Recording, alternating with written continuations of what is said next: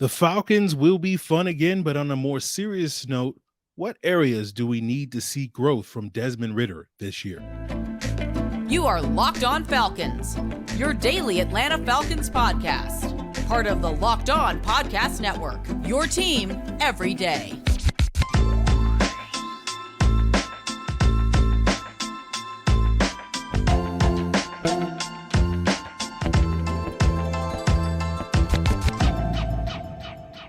Welcome back to another illustrious episode of the Locked On Falcons podcast, your daily Atlanta Falcons podcast, part of Locked On Sports Atlanta, your team every day. And today's episode is brought to you by LinkedIn Jobs, who are helping you find the qualified candidates that you want to talk to faster.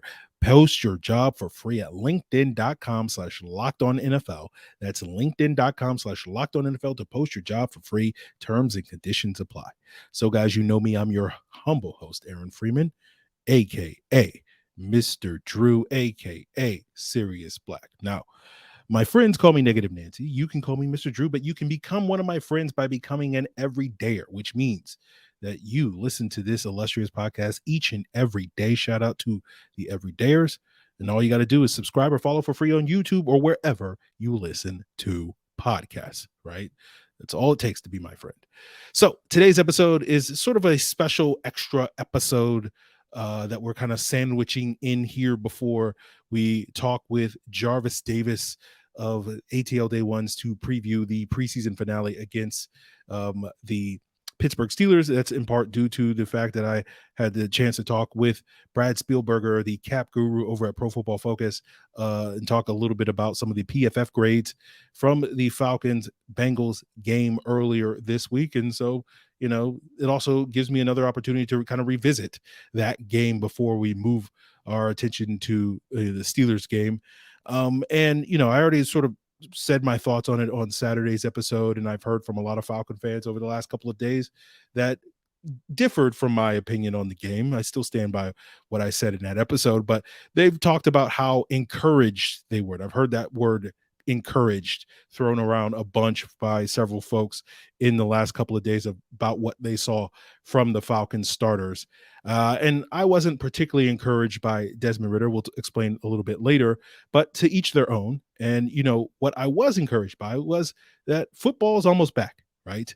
And Friday night, we got a chance to really see that. And basically, we got to see my friends, you know, basically the Atlanta Falcons players that play football for a living, you know, do the things that we've seen them do for several years, you know, in the past. And, you know, we've talked about all the different things that those players would do this upcoming season for several months here on the podcast, but we probably should have talked more about that on Saturday's episode rather than me nitpicking as I did so eloquently on that episode. But, you know, we've seen this talent. We know what this talent can bring to the table. And that was part of the reason why I was so quote unquote meh on the team on Saturday, because it wasn't necessarily new to me. But it was nice to see some of these players do some of those things that we haven't seen many of them do in 7+ months on a football field in front of a home crowd. And it just basically means that we're little more than 2 weeks away from real football being back. It was nice to see Kyle Pitts doing Kyle Pitts things with his one-handed grab. We haven't seen Kyle Pitts on a football field in roughly 9 months. It was nice to see Drake London doing Drake London things when he's mossing a smaller rookie cornerback in DJ Turner, who he has 5 inches and 35 pounds of mass on. And we've seen him do that against other cornerbacks in the NFL and college. That's why Drake London is Drake London. He was a top 10 pick. Now, I definitely want to see him do those same things against J.C. Horn and the Carolina Panthers in week 1, but it's still nice to see him do it against DJ Turner. And if you're, you know, a Bengals fan happy to catch this episode, don't be mad at DJ Turner. Keep your head up. He played it well. That ball is about as well as you can, but it's a great throw, great catch. And sometimes you just can't beat that, right? And speaking of DJ Turner, who ran a 4.26 at the combine, you also saw Scotty Miller do Scotty Miller things by running a deep post against DJ Turner on that play where Desmond Ritter missed high to Drake London over the middle.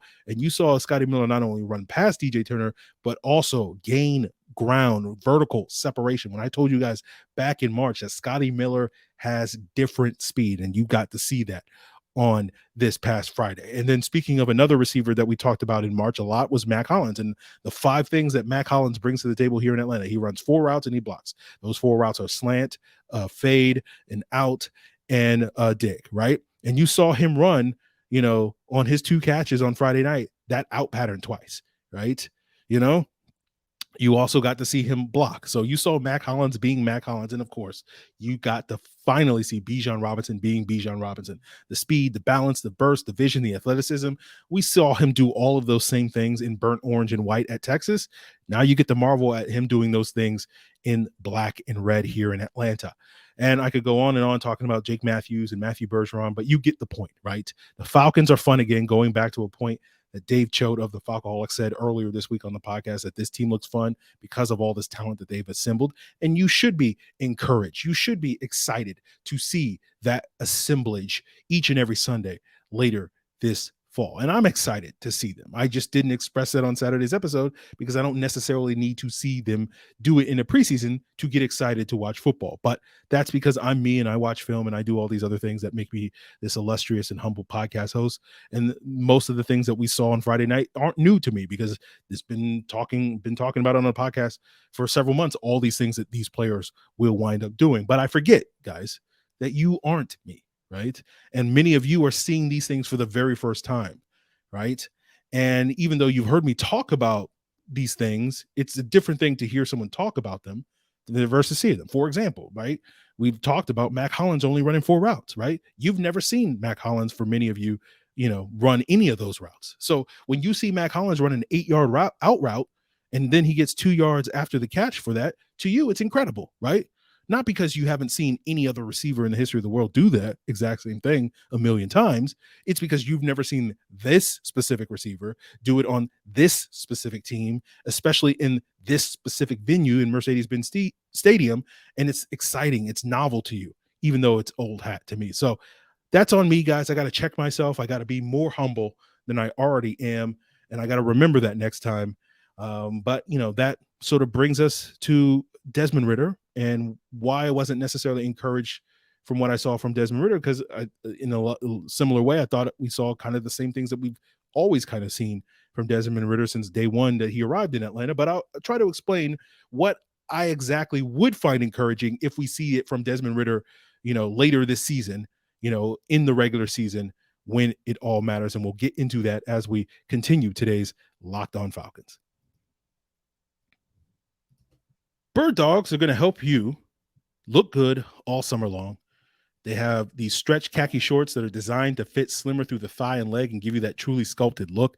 They fit better than regular shirts because Bird Dogs invented a cloud knit fabric that looks like khaki but stretches so that it fits way slimmer and you won't have to sacrifice any movement. They also have anti-stink sweat wicking fabric that keeps you cool and dry all day long. With Bird Dogs, every day is going to be leg day at the gym. Or if you're like me and you don't go to the gym as much as you should, Bird Dogs will still come in handy for you like they did for me earlier this summer when I went to the beach and forgot to pack my swim trunks. Bird Dogs came through for me. They can come through for you however you want, whenever you want to wear them. Try them for yourself by going to birddogs.com/LockedOnNFL and you'll get a free white tech hat with your order. That's birddogs.com/LockedOnNFL for a free white tech hat. You won't want to take your Bird Dogs off. We promise you. So, guys, I stand by my previous comments on Desmond Ritter's performance being pretty meh to me.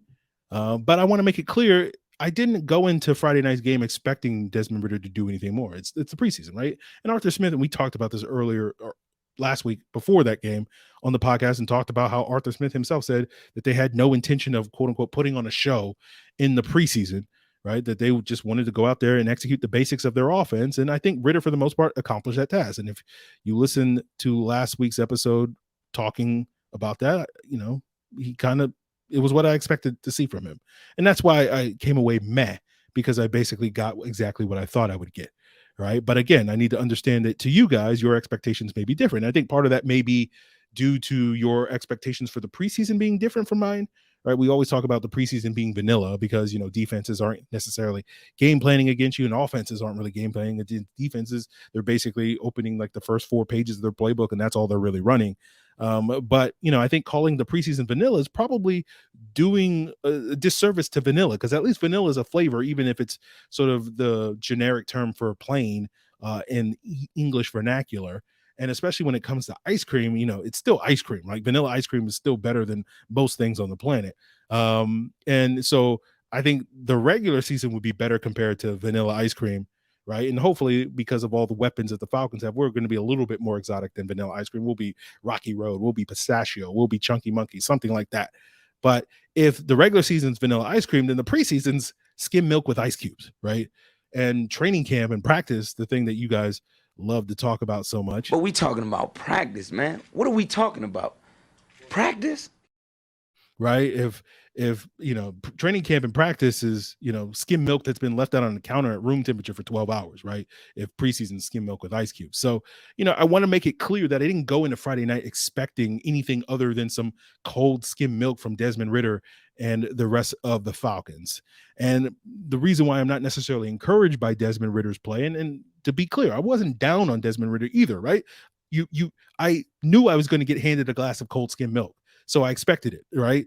I think it's different when you guys get handed a glass of cold skim milk and you're trying to sit here and pretend it's vanilla ice cream, and I recognize it for what it is. But to me, the reason why I wasn't encouraged is because we've seen Desmond Ritter do these things before. We've talked previously. We talked about it last week on the podcast, that the Falcons under Desmond Ritter in his 4 starts last season had more 10-plus play drives, that if you looked at those 4 games and stretched it out for a full season, how many 10-plus play drives they had that reached the red zone in that 4-game stretch, extrapolated over a full 17-game season, the Falcons would have led the entire NFL in those 10-plus play drives that reached the red zone. So when Desmond Ritter engineered a 15-play drive that reached the red zone, to me, that's pretty typical of what we've been seeing Desmond Ritter do ever since he stepped on the field.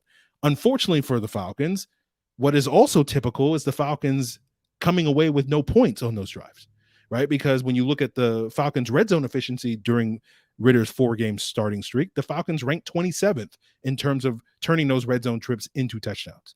So for me, when I talk about Desmond Ritter, we've talked about this before on the podcast, there are kind of 3 things that I'm going to measure Desmond Ritter's growth this year, that I really want to see growth from him over the course of this 2023 season, right? And the first thing is that red zone, right? We've already talked about that, getting more efficient in the red zone. The second thing is being more accurate. The third thing is hitting that deep ball, right?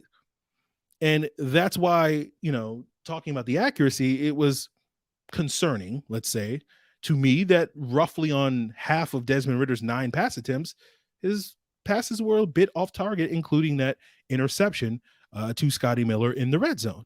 Now, the reason why accuracy matters is we've talked before about how Desmond Ritter wasn't necessarily great against man coverage last year, right? And the reason why you need to be great against man coverage and need to be accurate, because man coverage is all about tightening and closing the windows that quarterbacks have to throw into. And many a young quarterback struggle against man coverage early in their career. So the fact that Desmond Ritter hasn't mastered it at this point in his career, to me, isn't a problem, but I want to see growth there, right? Let's talk about Trevor Lawrence for a second, right? In 2021, the Falcons played Trevor Lawrence and the Jacksonville Jaguars in week 12 of that year, and I charted the defense in that game. And based off my charting, Trevor Lawrence only completed 38% of his passes when the Falcons played man coverage against them, and he had a 42 quarterback rating on those plays. Now, when the Falcons played zone, Lawrence completed 71% of his passes and had a 95 quarterback ranking. Now, what's interesting about Trevor Lawrence is this past year, I saw a stat recently that Trevor Lawrence outperformed Patrick Mahomes when it came to attacking man coverage this past year. He was number 1 in the NFL in expected points added, or EPA, per pass attempt, the sort of de jour analytics advanced metric when it comes to measuring quarterback ability in today's NFL. And that jump that he made from 21, where we saw him struggle against a defense even as bad as the Falcons defense, to the best in the league, there was a lot of variables. A lot of that's probably culture and coaching related to the change from Urban Meyer to Doug Peterson, et cetera. But the point is that that's a big reason why Trevor Lawrence is showing growth. And to me, you can't be a high-level quarterback in this league if you can't effectively beat man coverage. All right. And I think one of the reasons for that is because defenses tend to play man coverage on 3rd downs and in the red zone, right? And if you can't deliver in those situations for obvious reasons, it's going to be difficult for you and hard for you to be a high level quarterback in this league if you can't deliver in third downs and red zones when defenses are playing man coverage. Now, let's talk a little bit more about the red zone for a second, right? And how important it is to come away with 7 points instead of 3 points in the NFL, because roughly 30% of NFL games are decided by 4 points or less. So that's roughly works out to be about 5 games a year in a 17-game schedule. And that could be the difference. One drive per game that you come away with 3 points versus 7 points could be the difference between winning 7 games in a season and winning 12 games in a season on average, right? And so what's also notable is, do you happen to know who was the team that had the most games in 2022 decided by 4 points or less in the NFL? It happened to be the Atlanta Falcons, with 10 of those games that were decided by 4 points or less. And I think we're going to see a lot more close games this upcoming season. So it's going to be important for the Falcons and Desmond Ritter to be more efficient in the red zone, unless we see significant growth from Desmond Ritter in that third area, which is the deep ball, right? That if you don't want to be stuck in those close games, then you better score a lot of points. And if you want to score a lot of points, you better be explosive.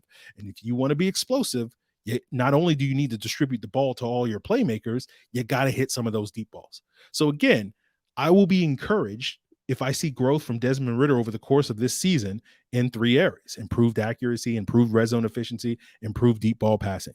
We know Desmond Ritter can manage a game. We know he can execute the offense. We know he can handle pressure, right? If you didn't know the stat, here's another fun stat that you can tell your friends when you're getting into your daily arguments on your phone about Desmond Ritter, if he's good or not. Right? He was PFF's, Pro Football Focus's, #1 graded passer under pressure in 2022. So seeing Desmond Ritter, escape pressure and use his legs shouldn't be news to you. But if it is, then maybe you didn't know that stat, right?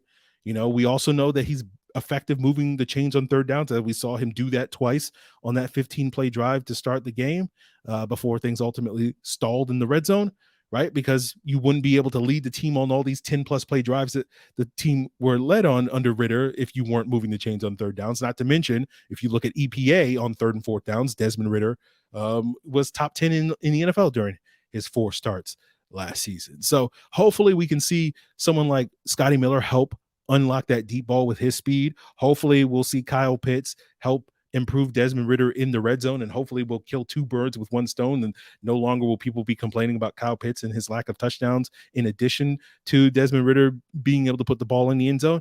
And as for the accuracy, I think that's may just be owed to just getting more reps and building that rapport with his receivers and knowing where to put the ball where only his guys can get it. And you saw that on that throw, that 3rd and 12 throw to Drake London, that he mossed DJ Turner, and that was a great play to see. We just need to see that more consistently, and not just to Drake London, which is what we've only really seen up to this point with Desmond Ritter. We need to see it with all his receivers. So hopefully we'll be sitting here 5 months from now in January talking about all the progress that Desmond Ritter showed in these areas, as well as continuing to sustain high-level play in those other areas that we've already seen him do that.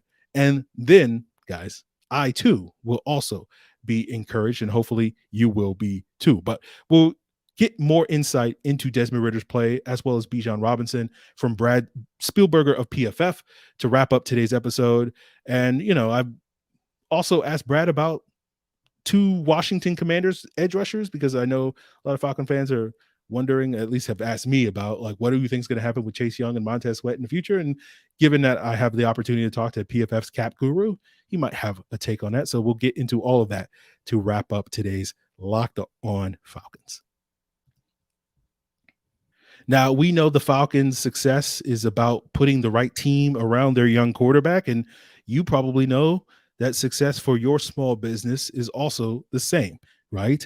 And it's probably a little easier for you because you don't have to sweat it out in the Georgia heat to find all the right people. You just got to go to LinkedIn Jobs, where you can quickly attract and hire qualified candidates by matching with the people that have the right skills, values, and experiences that are going to help you achieve your goals this year. and you can put your free job posts in front of over 800 million profiles in minutes to find those qualified candidates. With LinkedIn Jobs, it's easy to screen and rate applicants based off of your job qualifications, all on one single platform. It's why small businesses rate LinkedIn Jobs #1 in delivering quality hires versus leading competitors. LinkedIn Jobs is going to help you find the qualified candidates that you want to talk to faster. Post your job for free at linkedin.com/lockedonnfl. That's linkedin.com/lockedonnfl to post your job for free. Terms and conditions apply. All right, everyone, we are back with another illustrious guest here on the Locked On Falcons podcast. He is none other than Brad Spielberger, who is the cap guru over at PFF. Guys, we're going to be talking about the Falcons preseason performance against the Cincinnati Bengals. And Brad, I caught some heat for not being super thrilled with what I saw from the Falcons offense against the Bengals starters in that week one. It was sort of par for the course. It's preseason, all that stuff and more. But Desmond Ritter did grade out favorably against Cincinnati, had that big time throw, which I'm assuming was that 20-plus yard pass to Drake London on that third down. Did you see encouraging stuff from Desmond Ritter in his preseason debut?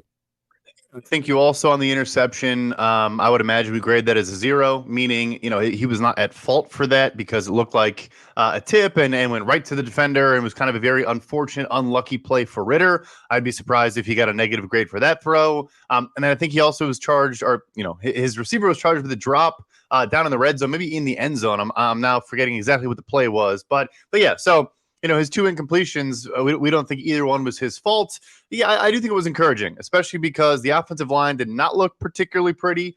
We had him getting pressured on 12 of 43 dropbacks. That's not a great ratio by any stretch of the imagination, but he delivered the ball on time and accurately for the most part. Absolutely. So he did what he needed to do.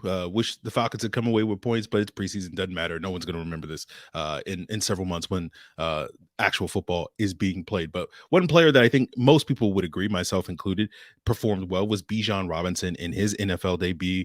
I saw PFF had him with 4 missed tackles on 4 missed tackles forced, I should say, on 4 carries. We saw him set the record in at least the PFF era when they've been covering college football for most missed tackles in a season in his last year at Texas. Clearly, I think it's showing us that skill set kind of translates from one level to the next, where there's some other things that we saw from Bijan Robinson on Friday night against the Cincinnati Bengals that he did in college that kind of translated. Sure. And also, most importantly, things that, people want to say, oh, running backs are, benefited by their offensive line or things like that. This is a stat that actually isolates the running back's contributions. And when he's generating 1 missed tackle force per rush, the best player at the end of a season is around 0.3 missed tackles force per carry. So, if he's, tripling that, obviously, yeah, preseason, small sample size, but that's why he's special. It's why he's different. I mean, that one cut, I think most people know what I'm talking about, kind of in the hole, makes a guy miss with one just sharp cut. That's special talent. That's why he went as high as he did. We know the receiving ability, all of those things, but when he can generate yards after contact, when he can make players miss an open space to then break off explosive gains, that's what you want to add to this offense, and you saw it already in this game. Absolutely.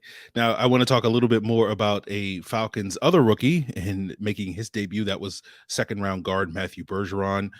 As you mentioned earlier, it wasn't a great night for the Falcons offensive line as a whole. Several players had poor pass blocking grades, including Bergeron. Even though PFF didn't credit him with giving up a pressure, I did notice his pass blocking grade was particularly low. I know one stat that I love PFF that puts out there is the true pass set, which I think is a very valuable metric for evaluating an offensive lineman's ability to hold up when he's not necessarily protected by scheme and other factors. And I saw Bergeron earn a pretty high grade in that true pass set. I'm just curious, maybe what were some of the things that PFF in their metrics saw that led to maybe Bergeron's poor pass blocking grades, although we should give him credit for grading out really well in the run game. And that's kind of, I think, why the Falcons really valued him that highly in the draft, because of his contributions in the run game. But I'm curious if you have any thoughts on Bergeron's debut. Yeah, so one stat that I guess maybe does not show up on premium, where you'd be confused if you see a guy giving up 0 pressures and wondering why he has a low pass block grade. We also still chart, for pass rush wins and pass block wins if you are beaten in your one-on-one matchup. But you might lose your one-on-one as an offensive lineman, but that player does not then go on to generate a pressure on the opposing quarterback. So I think he had 2 snaps where we charted him as, he lost his rep and was beaten by the defender. That guy just did not go on to generate a quarterback pressure. So, you don't see it on premium, but that's not a random number. It's not thrown out there. And like you said, in true pass sets, which are, I think, one of our, better, derivative things we track. And I think is a great stat. It shows up in contracts and things like that. You see that it matters better there. But yes, I agree with your point. I really liked Bergeron coming out in the draft. I know a lot of teams did as well. Some thought he might even sneak into the end of the first round. But yeah, it's because he is really special in space, is a good mover, can make all the different blocks, can pull for you, can do various things that obviously Arthur Smith and this offense are going to take advantage of. The pass blocking will come along. Hopefully, I think you saw he just was a little bit light in his bottom half in college. He'll be in an NFL weight room. He'll work on those things, but already a good player as a run blocker, and he's going to make a difference, I think, pretty early on. Yeah. Let's flip the script and talk about the Falcons defense. I know rookie safety DeMarco Hellams earned an elite 92 grade thanks to his solid tackling and run support, as well as making a great play on that interception against the Bengals. Can you talk about him or maybe some of the other things that stood out about the Falcons defense in this Bengals game? Yeah, it's good to see depth continue to build out, across this defense. People, of course, poo-poo looking at, second halves or later on in games. But, as you know, you're going to have injuries. You're going to have situations also where maybe a guy works in a certain situation. I think we've seen that from Ryan Nielsen in particular, where he's not afraid to have a guy that has a very specific role, maybe plays 300 snaps in a season because he's very good at one particular thing. So, yeah, Helms looked good. I think he looked good last week as well. I'm trying to think who else has stood out, but I think overall the unit, just has looked more cohesive, a little bit better, more organized. And I think, the coaching and all that is reflected early on, which is always good to see. Yeah, absolutely. Looking forward to seeing what Ryan Nielsen and company cooks up in week 1 against the Carolina Panthers. Got a new DC in Carolina as well, Ajero Evero, who's also a very talented DC and up and coming. So that I think will be a very intriguing defensive matchup for both teams when we get to the real bullets flying. So Brad, that's kind of it in terms of my Falcons questions. I do have one question because you are the cap guru and you do look ahead to things like free agency. And this has nothing to do with the Falcons, or it has a little to do with the Falcons because I constantly get peppered by Falcon fans who are like looking at the 2 pass rushers in Washington and Chase Young and Montez Sweat both going into contract years. And they're always like asking me like, what do you think is going to happen with those guys? Are they going to be free agents? Could we sign one of those guys? Because I think you look at the Falcons right now, that defense, one of the question marks I think is, do they have that sort of true blue alpha edge rusher? And I know you recently wrote an article at PFF talking about how certain players entering this year have big sort of contract years that can kind of make or break their future. Chase Young was one of those players. I'm just curious, how do you sort of see that situation play now? I know for me personally, from the things I've read and heard, it sounds like Washington's kind of plan A is, we'll pay Sweat, and if assuming that he has another good year, but if Chase Young kind of has a rebound year, maybe they'll tag him. But there's a lot of moving parts about Young's performance, Sweat's performance. You got a new owner, new coach, GM in Washington is possible if they don't necessarily live up to expectations, right? So with all that said, what is your sort of read on the Chase Young, Montez Sweat situation in DC? Yeah, so it's going to be more difficult if, let's say, they don't extend Sweat before the season. Historically, they've been a team that does not do business during the season. Obviously, they have new ownership, so maybe that changes. But of course, same GMs and Ron Rivera, etc. So if they end the season and don't pay Montez Sweat, you only have one franchise tag at your disposal, right? And it sounds, I think, a lot easier to say, okay, if Sweat plays well, we'll pay him after the year.